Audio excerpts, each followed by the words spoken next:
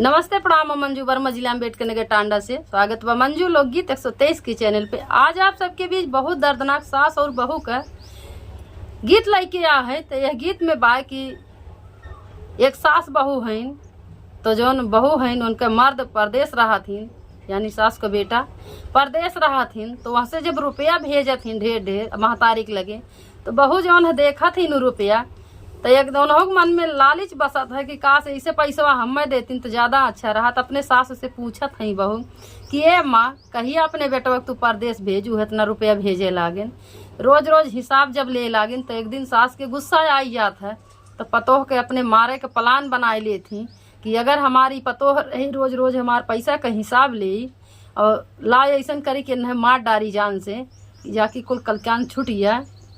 तो देखा एक दिन मार ही डारत थी, बेटवा आवत है, जब देखा तो पूछत मातारी से, कहती तोहार मेहरारू के चलन चाल स्वभाव सही ना रहा, वो घर छोड़ के भाग गई दूसरे के साथे।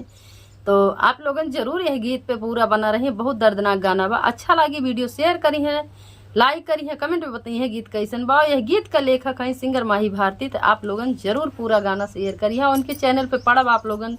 अगर उनके आवाज में पसंद करी है सुने ताए तो जाए के सुन सकत हैं। सभी दर्शक का नमस्ते प्रणाम। हम नीलम धुरिया टांडा जिला अम्बेडकर नगर से तावे सुने। कावने सामया सासु अमावाला गवालो, अरे अमावाला गवालो, अरे कबा भाईले अमावासा नरे लालनवा, अरे कबा भाईले पेड़ावा साया नरे लालनवा। सावन महीनावा में अमावाला गवाली, अरे अमावाला गवाली, अरे अबा भैले पेड़ावा साया नरे लालनवा, अरे अबा भैले पेड़ावा साया नरे लालनवा। कावने समया सासू बेटा जाना मावालू, अरे बेटा जाना मावालू, अरे कबा भैले बेटा तोर साया नरे लालनवा, अरे कबा भैले बेटा तोर साया नरे लालनवा। बहू अपने सास से पूछत भैया अम्मा कौने समय आम एक पेड़ लगाओ, आम बहुत बड़ा होइए, तो कौने समय तू गर्भ भाऊ, कौने समय तोहार बेटवा हो आओ कि बेटवा तोहार सयान भर। तो देखा सास जो है अपने बहू से का बतावत है। 20 साल पीछे बहू बेटा जाना मावाली, अरे बेटा जाना मावाली, अरे अबा भैले बेटा मोरे साया नरे लालनवा, अरे अबा भैले बेटा मोरे साया नरे लालनवा। कावने सामया सासू भेजल विदेशवा, अरे भेजलू विदेशवा, अरे कबा रुपया भेजले हजार रे लालनवा, अरे कबा रुपया भेजले हजार रे लालनवा। देखा कहा थी ये अम्मा कौने महीना में तू अपने बेटवा का परदेश भेजे रहो, ये कड़ी कड़ी नोट कहिया से भेजे लागिन। तो देखा सास अपने पतोहे से का बतावत है। चैत महीनावा में भेजली विदेशवा, अरे भेजली विदेशवा, अरे मघवा में रुपया हजार रे लालनवा, अरे मघवा में रुपया हजार रे लालनवा। यह चैत का महीना रहा, कहा थी सासू अम्मा के दुल्हनिया यही चैतवा में भेजे रहे और माघ में हमार बेटवा हजारा हजारा रुपया दे लाग है। तो देखा इतना जब सुना थी सास तो न बड़ा तकलीफ होता कि हमारी पतोह जो है का हमसे हिसाब लेत बा, तो का होत बा आगे।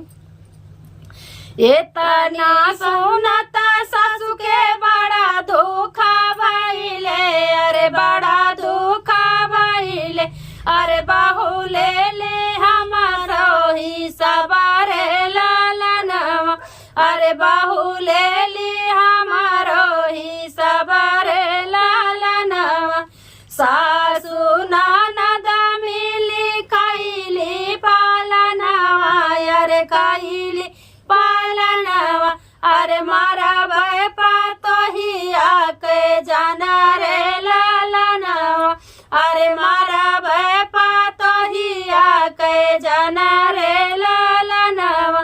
इतनी बात जब सास सुनत है कि पतोहिया हमसे हिसाब लेत है तो दोनों बड़ा दुख होत है।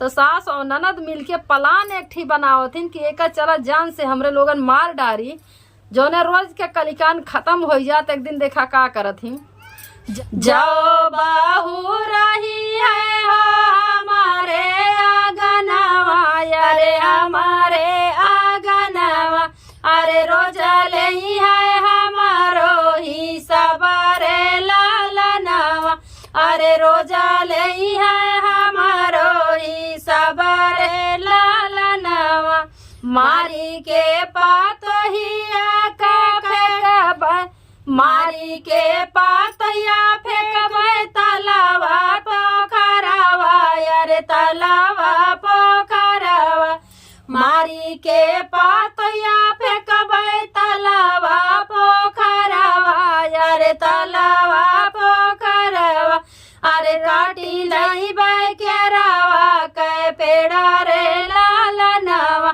अरे काटी लईबै केरावा के पेड़ा रे लालनवा। सास और ननद दोनों प्लान करथिन कि लाओ एका मार के एकरे बाद ताले पोखरम फेंक दे और केरा का पेड़ अठी काट के ले आए के बेडे पे वही तैके ओका खूब बढ़िया के चुनरी उनरी ओढ़ाई के साड़ी पहिरा तैके ओढ़ाई दी, जोने हमारे बेटवा के पता न चला कि माई धिया का करे हैं। तो देखा का करथिन, केरवा का पहिरावे सासू लाला की चुनरिया, अरे लाला की चुनरिया, केरवा का पहिरावे सासू लाला की चुनरिया, अरे लाला की चुनरिया, अरे से जिया पे दिहाली सोवाई रे लालनवा, अरे से जिया पे दिहाली सोवाई रे लालनवा, अरे ऊपर से चादरिया ओढ़ाई रे लालनवा, अरे ऊपर से चादरिया ओढ़ाई रे लालनवा।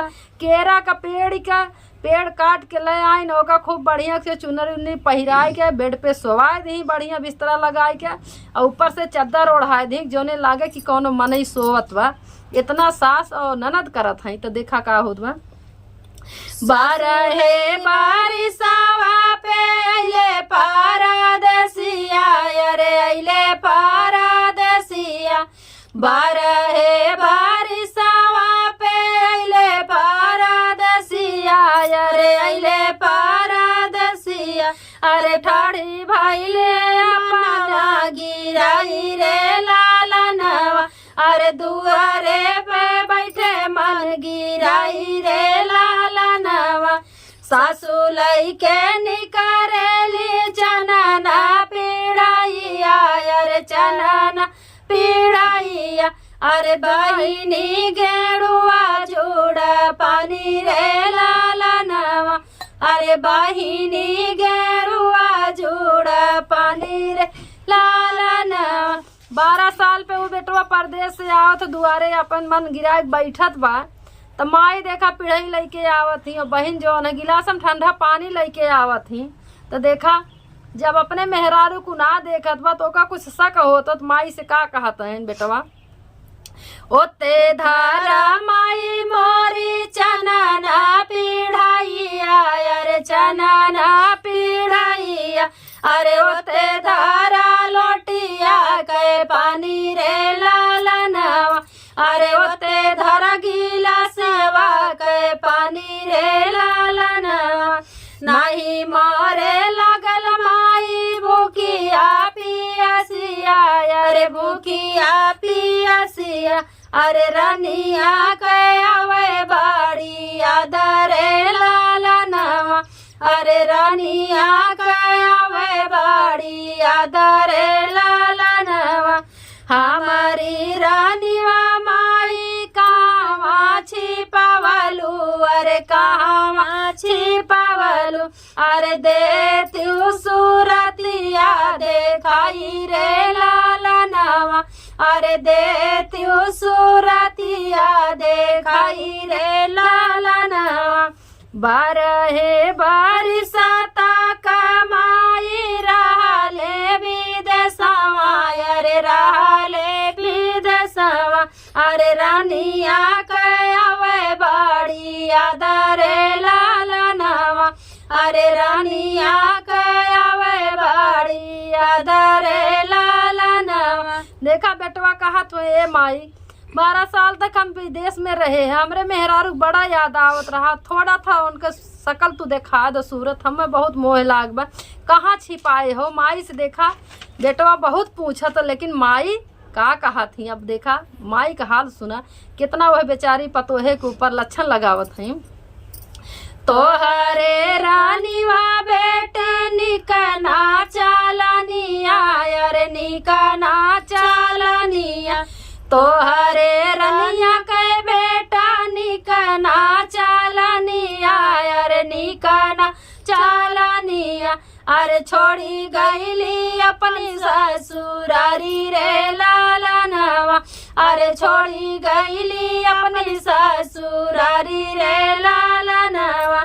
आपन रानीवा माई तोहका हम साऊ पली, अरे तोहका हम साऊ पली, अरे कैसे छोड़ी गईली ससुरार रे लालनवा, अरे कैसे छोड़ी गईली ससुरार रे लालनवा। महतारी का हाथ में बेटवा से कि ए बेटवा तोरे मेहरारू के चाल चलन आदत सही ना रहा, वो घर से भाग गया दूसरे के लइके। तो बेटवा कहा तो ए माई तोरे भरोसे हम सौंप के छोड़ के गए है, अपन मेहरारू कैसे चली गए, का बात भत। देखा आगे का होता है।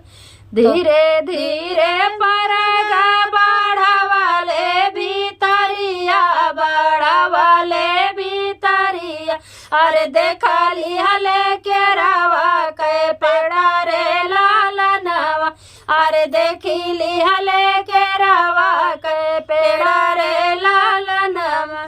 काहे मोरी माई हो तू धोखावा कमाइलू, अरे धोखावा कमाइलू, अरे काहे लिहलू रानिया के जाना रे लालनवा, अरे काहे लिहलू रानिया के जाना रे लालनवा।